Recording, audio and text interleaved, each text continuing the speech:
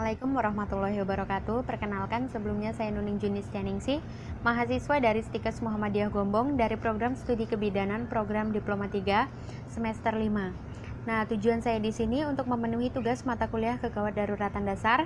Di sini saya akan menjelaskan tentang penata laksanaan kasus yang telah diberikan dosen pengampu mata kuliah kegawat daruratan dasar. Sebelumnya saya akan membacakan kasusnya, kemudian akan diikuti dengan penata laksanaannya. Nah, kasusnya adalah Nyonya Kasih, usia 23 tahun, P2A0, telah ditolong persalinannya 1 jam yang lalu. Bayinya lahir spontan, beratnya 1.800 gram, jenis kelamin laki-laki, Apgar skornya 5-7. Saat Anda melakukan observasi kala 4, Nyonya Kasih mengeluarkan banyak darah. Apa yang akan Anda lakukan sebagai bidan untuk mendeteksi kegawat daruratan maternal maupun neonatal? Nah, 3 hari kemudian, Anda melakukan kunjungan rumah untuk mengetahui kondisi ibu dan bayinya. Apa yang akan Anda lakukan sebagai bidan untuk mendeteksi kegawat daruratan maternal maupun neonatal? Dari kasus di atas, kita mendapatkan diagnosa. Untuk ibunya, Nyonya Kasih, usia 23 tahun, P2A0, infartu kala 4 dengan perdarahan primer. Dan untuk bayinya, bayi Nyonya Kasih dengan BBLR sedang. Dasar diagnosanya adalah untuk ibu, berdasarkan kasus di atas, Nyonya Kasih mengalami perdarahan kala 4 primer karena Nyonya Kasih mengeluarkan banyak darah pada saat kala 4.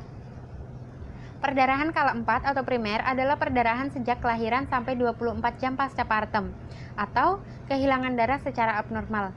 Nah, rata-rata kehilangan dasar selama kelahiran per vaginam yang ditolong dokter obstetrik tanpa komplikasi lebih dari 500 ml.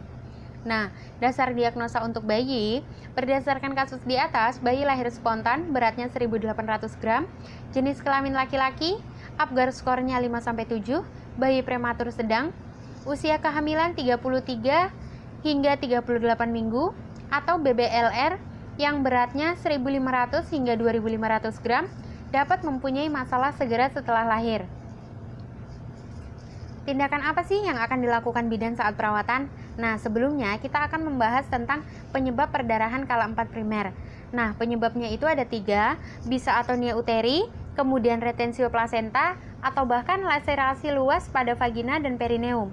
Nah, penata laksanaan perdarahan kala 4 primer itu ada 7. Yang pertama, periksa konsistensi uterus yang merupakan langkah pertama yang berhubungan dengan atonia uteri.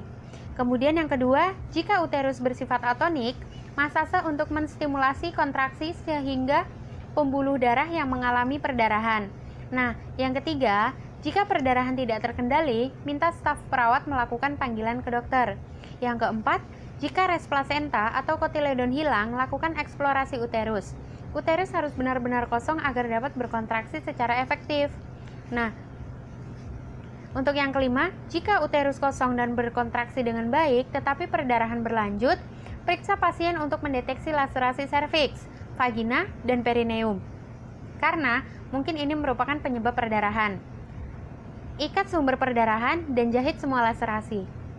Yang keenam, jika terjadi shock atau penurunan tekanan darah, peningkatan denyut nadi, pernafasan cepat dan dangkal, kulit dingin dan lembab, tempatkan pasien dalam posisi shock, posisi Trendelenburg, selimuti dengan selimut hangat, berikan oksigen, dan programkan darah ke ruangan. Untuk yang ketujuh, pada kasus ekstrim dan sangat jarang ketika perdarahan semakin berat, nyawa pasien berada dalam bahaya, dan dokter pun belum datang, lakukan kompresi aortik. Dapat dilakukan pada pasien yang relatif kurus. Nah, kompresi aorta per abdomen terhadap tulang belakang. Untuk bayinya, penata laksanaannya yaitu rawat bayi tetap bersama ibunya. Anjurkan ibu untuk mulai menyusui bayi dalam 1 jam pertama. Dan jika bayi sianosis atau kebiruan atau sukar bernafas, frekuensi nafasnya kurang dari 30 atau 60 kali per menit. Tarikan dinding dada ke dalam atau merintih. Berikan oksigen 0,5 liter per menit lewat kateter hidung atau nasal prong. Nah, yang terakhir, jika suhu aksiler turun di bawah 35 derajat Celcius, hangatkan bayi dengan segera. Observasi pemantauan saat dirawat. Yang pertama bisa dengan terapi Yang kedua, bila diperlukan, terapi untuk penyulit tetap diberikan, tetapi dengan kolaborasi. Yang ketiga, pantau tumbuh kembang. Yang keempat, pantau berat badan secara periodik. Nah, yang kelima, perhatikan kemampuan menghisap bayi.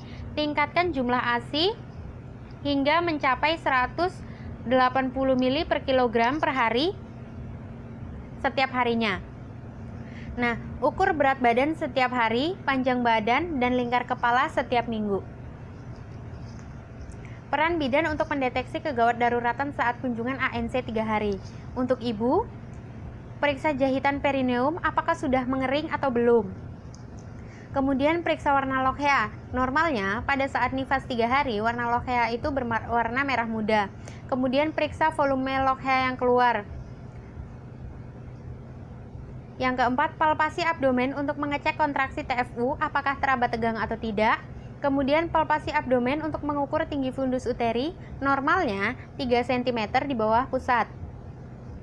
Kemudian memberikan pendidikan kesehatan kepada ibu tentang gizi untuk mempercepat pengeringan jahitan dan mengembalikan stamina ibu. Yang ketujuh, menyarankan ibu untuk lebih intensif dalam menyusui anaknya. Dan yang terakhir, mengajari ibu teknik metode kanguru untuk mengetahui denyut jantung, nadi, pernapasan bayi lebih teratur, dan suhu lebih hangat sehingga mencegah hipotermi, memudahkan pemberian ASI, tidur bayi lebih nyenyak, lama di dekapan ibu, dan kenaikan berat badan bayi lebih cepat. Untuk bayi, yang satu mengetahui perkembangan bayi dan mencegah atau bahkan mengurangi kemungkinan komplikasi setelah pulang sesudah hari kedua, ke-10, ke-20, ke-30, dan dilanjutkan setiap bulan. Yang kedua, lakukan penilaian pertumbuhan, berat badan, panjang badan, dan lingkar kepala. Yang ketiga, tes perkembangan dengan DDST atau Dinforth Development Screening Test. Yang keempat, awasi adanya kelainan cacat bawaan. Nah, di sini ada SOP metode kanguru.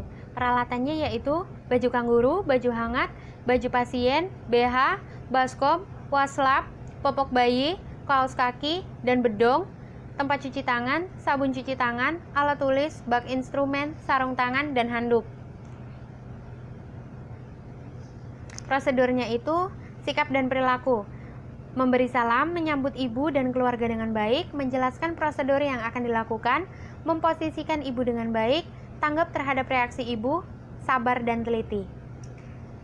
Kemudian metodenya yaitu 1.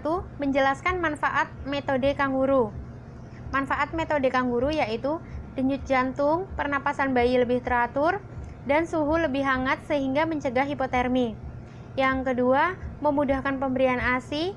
Yang ketiga, tidur bayi lebih nyenyak karena lama di dekapan ibu. Yang keempat, kenaikan berat badan bayi lebih cepat.